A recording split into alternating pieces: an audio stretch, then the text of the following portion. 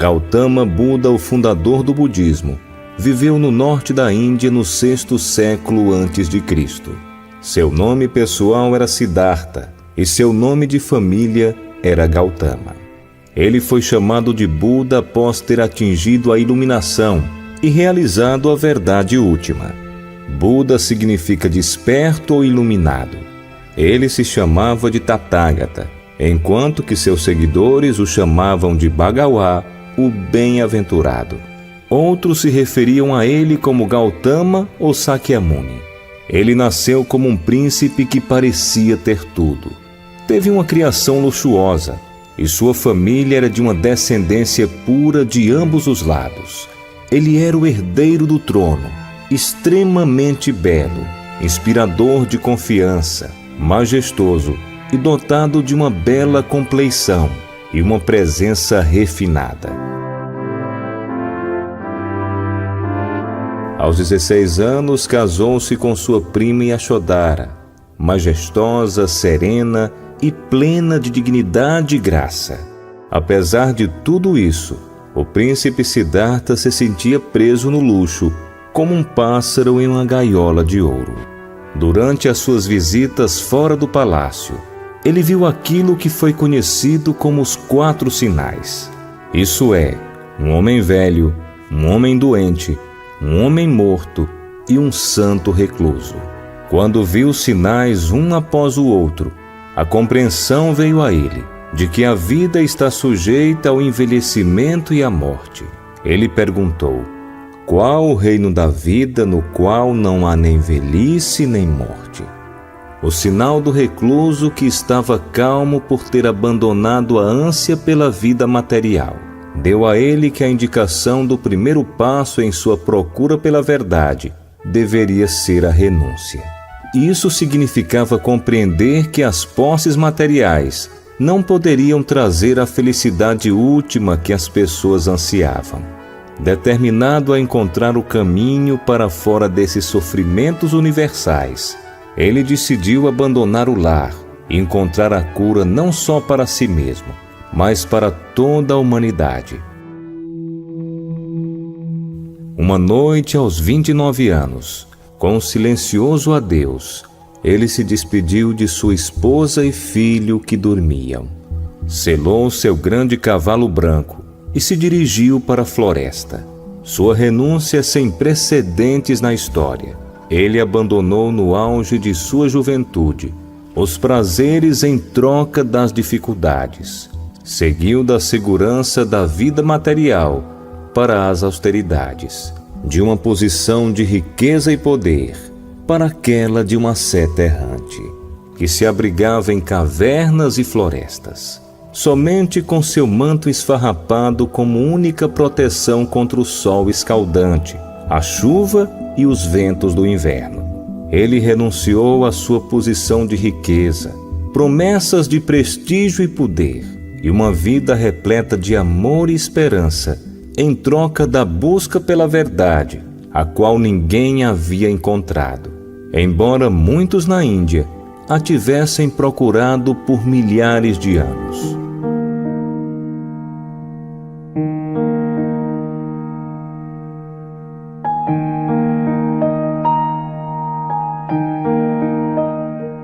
Por 6 longos anos, Siddhartha se dedicou a encontrar a verdade. Qual a verdade ele buscava? Era entender verdadeiramente a natureza da existência e encontrar a felicidade derradeira e imutável. Estudou sob os mais proeminentes mestres da época e aprendeu tudo que tais professores religiosos podiam lhe ensinar. Quando descobriu que não podiam ensinar aquilo que estava buscando, ele decidiu encontrar a verdade por seus próprios esforços. Um bando de ascetas se juntou a ele e juntos praticavam severas austeridades, na crença que se o corpo fosse torturado, então a alma seria liberta do sofrimento. Siddhartha era um homem de energia e força de vontade, e superou os outros ascetas em cada austeridade que praticava. Quando jejuava, ele comia tão pouco que, quando olhava a pele de seu estômago, Ele conseguia tocar sua coluna vertebral. Ele se pressionou a realizar feitos supra-humanos de autotortura, de maneira que certamente teria morrido. Mas compreendeu a futilidade da automortificação e, ao invés disso, decidiu praticar a moderação.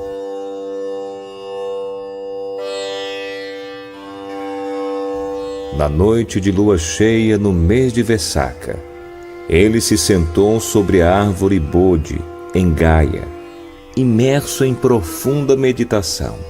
Foi então que sua mente explodiu a bolha do universo material e percebeu a verdadeira natureza de toda a vida e de todas as coisas.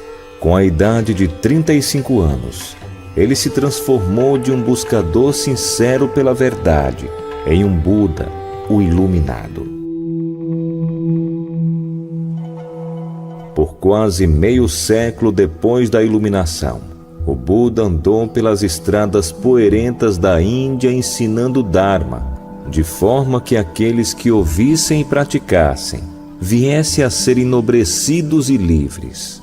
Ele fundou uma ordem de monges e monjas, desafiou o sistema de castas, elevou o status das mulheres, encorajou a liberdade religiosa e a livre investigação, abriu os portões da liberdade para todos, em qualquer condição de vida, alta ou baixa, santo ou pecador.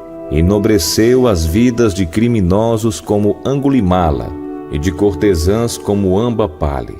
Ele libertou a humanidade da escravidão religiosa, do dogma religioso e da fé cega.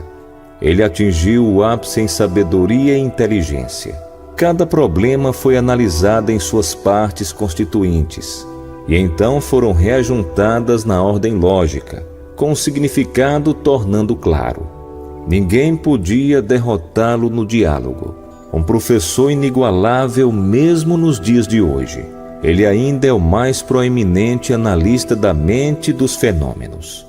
Pela primeira vez na história, ele deu aos seres humanos o poder para pensar por si mesmos. Elevou o valor da humanidade e mostrou que os seres humanos podem alcançar o mais alto conhecimento e a suprema iluminação por seus próprios esforços. Apesar da sua incomparável sabedoria e linhagem real, ele nunca se afastou dos simples aldeões. Distinções superficiais de classe e casta significavam pouco para ele. Ninguém era tão pequeno ou baixo que ele não pudesse ajudar. Frequentemente, quando uma pessoa sem casta, pobre e rejeitada, vinha até ele, seu respeito próprio era restaurado e sua vida era transformada de ignóbil para de um nobre ser.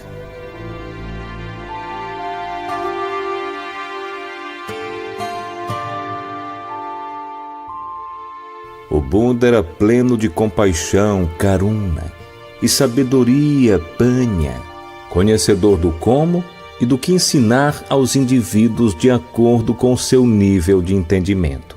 Ele era conhecido por ter andado longas distâncias para ajudar uma única pessoa, a fim de mostrar a ele ou a ela o caminho correto. Ele era carinhoso e dedicado aos seus discípulos, sempre perguntando a respeito de seu bem-estar e progresso. Quando residia no mosteiro, ele visitava diariamente os lugares onde os doentes ficavam. Sua compaixão pelos doentes pode ser notada por meio do seu conselho: quem cuida do doente, cuida de mim. O Buda manteve ordem e disciplina, com base no respeito mútuo. O rei Pasenadi não podia entender como o Buda mantinha tal ordem e disciplina na comunidade dos monges, enquanto ele, um rei, com poder de punir, não conseguia fazê-lo em sua corte.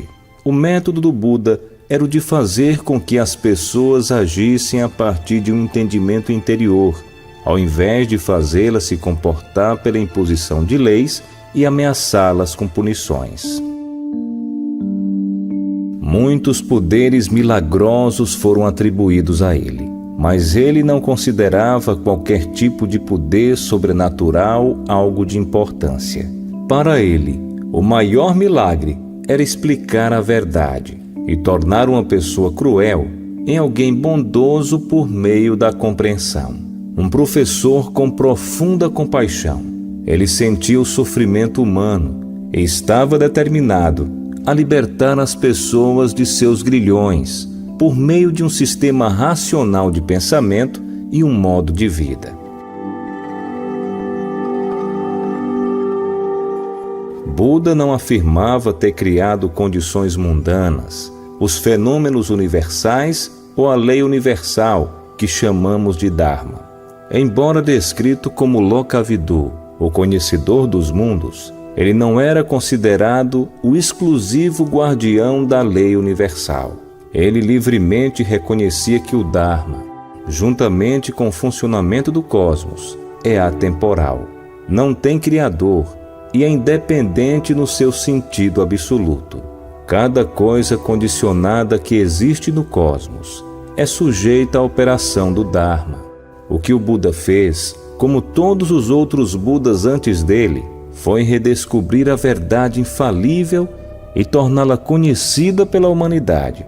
Descobrir a verdade, ele também descobriu os meios pelos quais alguém poderia de forma derradeira se libertar da sujeição ao ciclo infindável do condicionamento com os malefícios que o seguem.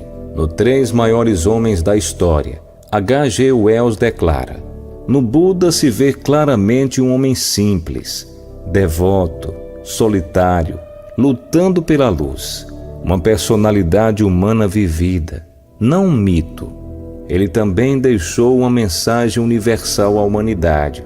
Muitas de nossas melhores ideias atualmente se encontram em estreita harmonia com sua mensagem. Toda miséria e descontentamento da vida são devidos, ele ensinou, ao egoísmo. Antes de um homem se tornar sereno, ele deve cessar de viver voltado para os seus sentidos ou para ele mesmo. Então ele se funde em um ser maior. O budismo, com uma linguagem diferente, convidou o homem a se esquecer de si mesmo 500 anos antes de Cristo. De certa forma, ele estava mais perto de nós e de nossas necessidades. Ele foi mais lúcido quanto à nossa importância individual no serviço do que Cristo, e menos ambíguo quanto à questão da imortalidade pessoal.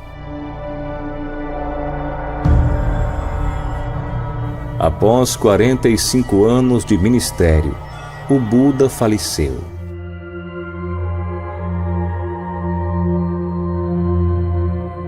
Atingiu Parinibbana, com idade de 80 anos, no local chamado Kusinara, deixando para trás numerosos seguidores, monges e monjas, e um vasto tesouro de ensinamentos do Dharma.